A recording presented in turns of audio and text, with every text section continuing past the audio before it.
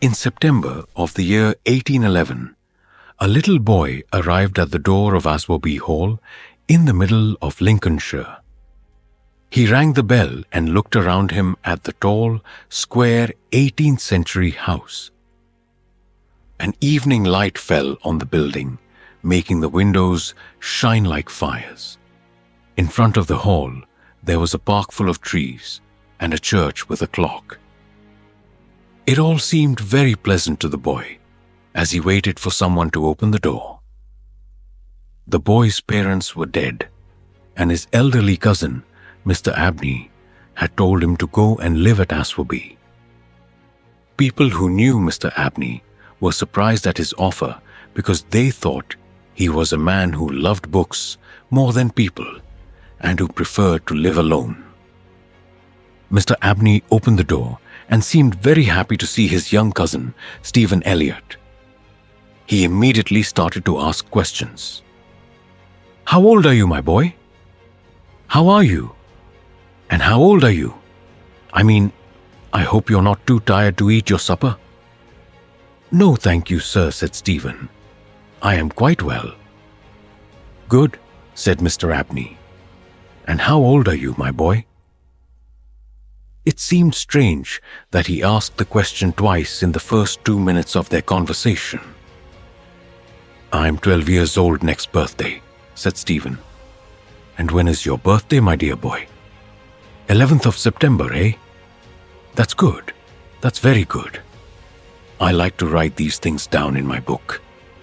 Are you sure you will be 12? Yes, sir. Quite sure. Well, take him to Mrs. Bunch's room, Parks, Mr. Abney said to his servant, and let him have his supper. Mrs. Bunch was the friendliest person at Aswarby. Stephen felt comfortable with her, and they became good friends in a quarter of an hour. She was 55 years old and knew everything about the house and its neighborhood. She was quite willing to share this information with Stephen, and there were certainly many things about Aswarby Hall and gardens that the boy wanted to ask her. One November evening, Stephen was sitting by the fire in Mrs. Bunch's room, thinking about his new home. "Is Mr. Abney a good man?" he suddenly asked. "Good? My child," said Mrs. Bunch. "He's the kindest man I've ever known. Haven't I told you about the little boy he brought here from the street 7 years ago, and the little girl 2 years after I started working here?" "No, please tell me about them, Mrs. Bunch," said Stephen. "Well," she began, "I don't remember much about the little girl.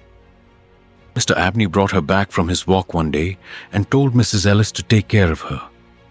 The poor child had no family. She lived with us for about 3 weeks, and then one morning she got up while everyone was still asleep and left the house. I've never seen her again. Mr. Abney looked everywhere, but she never came back. She was a very silent child, but she helped me a lot, and I loved her very much." "And what about the little boy?" asked Stephen. "Ah, that poor boy," said Mrs. Bunch.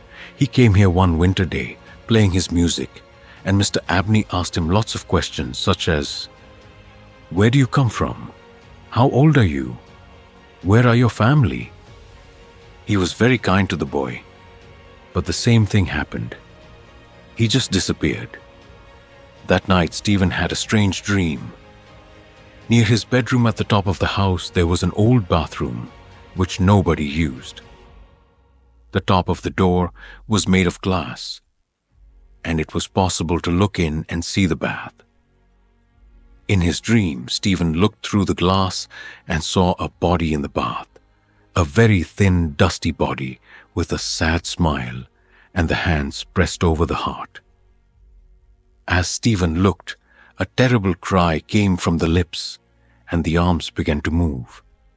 Stephen was extremely frightened and woke up suddenly. He found that he really was standing on the cold floor near the bathroom. Bravely, he looked through the glass again to see if the body was really there. It was not. he went back to bed. When they heard about Stephen's experience, Mrs. Bunch and Mr. Abney were very interested, and Mrs. Bunch put a new curtain over the glass door of the bathroom. Mr. Abney said he would write about Stephen's dream in his book. It was nearly spring when two more strange things happened. The first was that Stephen passed another very uneasy night, and the next day he saw Mrs. Bunch mending his nightshirt. She seemed rather angry with him and asked, "How did you manage to tear your nightshirt so badly? It'll take me a long time to mend it." Stephen looked and saw that there were some cuts in the shirt, a few inches long. "I don't remember how it happened," he said. "I don't remember anything. But they're just the same as the scratches on the outside of my bedroom door." Mrs. Bunch looked at him, her mouth open, and then ran upstairs to see. "Well," she said when she returned, "it's very strange. I wonder how those scratches appeared. They're too high for a dog, a cat, or a rat to make. Don't say anything to Mr. Abney, but remember to lock your door when you go to bed tonight." "Oh, I always do," replied Stephen. The next evening, the second strange thing happened. Mr. Parks, the servant, visited Stephen and Mrs. Bunch in Mrs. Bunch's room. He did not often come to see them there. When he came in, he didn't at first notice that Stephen was there. He seemed very nervous and uneasy. "Mr. Abney will have to get his own wine if he wants a drink in the evenings," he said. "If I can't go down and get it in the daytime, I won't go at all. There's something very strange down there under the house, you know. Maybe it's the wind, or maybe it's rats. But I don't think so. And I don't like it." "Don't talk like that," answered Mrs. Bunch. "You'll frighten young Stephen." Mr. Parks suddenly noticed Stephen for the first time and quickly said, with a nervous laugh, "Oh, I was only joking, you know." But Stephen knew that it wasn't a joke, and he was worried. He asked a lot of questions, but Mr. Parks refused to tell him any more about the noises under the house. It was now March 24th, 1812, a strange day, windy and noisy. Stephen stood in the garden and felt as if it was full of ghosts, people he couldn't see who were flying in the wind and trying to contact living people in the real world. After lunch that day, Mr. Abney said, "Stephen, my boy, will you come to my library late tonight at 11 o'clock? I will be busy until then, but I want to show you something about your future life. Don't tell Mrs. Bunch or anyone else in the house. Just go to your room at the usual time." Stephen was excited. He could sit up until 11 o'clock. He looked in at the library door when he was on his way upstairs that evening, and he saw on the table a silver cup filled with red wine and an old piece of paper with words on it. At about 10 o'clock, Stephen was standing at the open window of his bedroom, looking out over the nighttime countryside. The wind was not so strong now, and there was a full moon. Suddenly he heard some strange cries. Perhaps someone lost in the night, he thought, or water birds down on the lake in the park. The noises grew louder and came nearer the house. Then they stopped. But just as Stephen was about to close his window and continue reading his book, he saw two children standing outside under the dark trees, a boy and a girl. They stood together, looking up at his window. The girl reminded him of the girl in his dream about the bath, and the sight of the boy made him feel afraid. The girl was smiling, holding her hands over her heart. The boy, with his untidy black hair and old clothes, stretched his hands out helplessly in front of him. His fingernails were very long and dirty. As the boy stood there, with his arms held out, Stephen suddenly saw something which made his hair stand on end. Could not believe his eyes. There, on the left side of the boy's chest, was a large black hole. Again, Stephen heard the children's terrible, sad cries. Then they disappeared. Although he was badly frightened, Stephen decided to go to Mr. Abney's library. It was now nearly 11 o'clock. He walked very fast through the dark old house, quiet at this time of night, with all the servants in bed.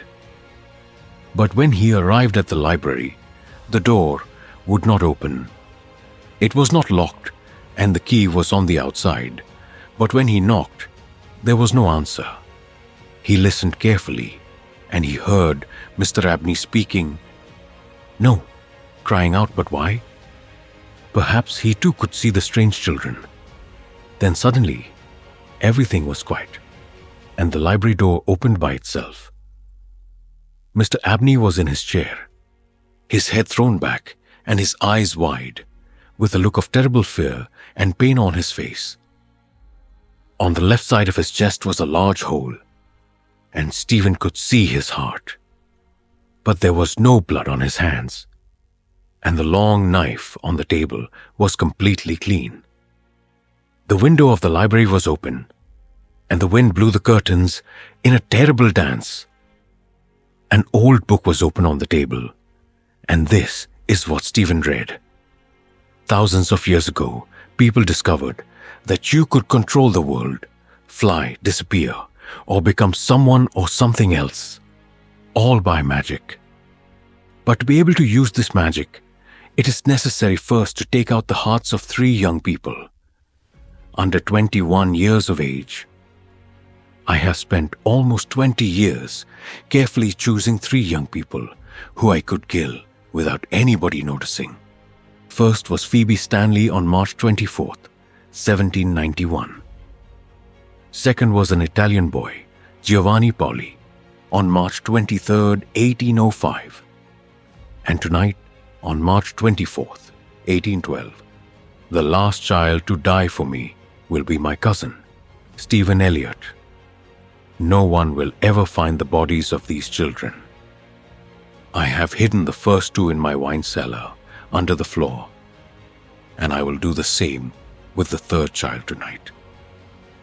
The ghosts of these children may come back. The books tell me, crying horribly. They may try to take the heart of the man who killed them, but this will not happen to me, I'm sure. Stephen finished reading and looked at the body of his elderly cousin. Quietly, he left the room and closed the door. For many years, people wondered about Mr. Abney's death.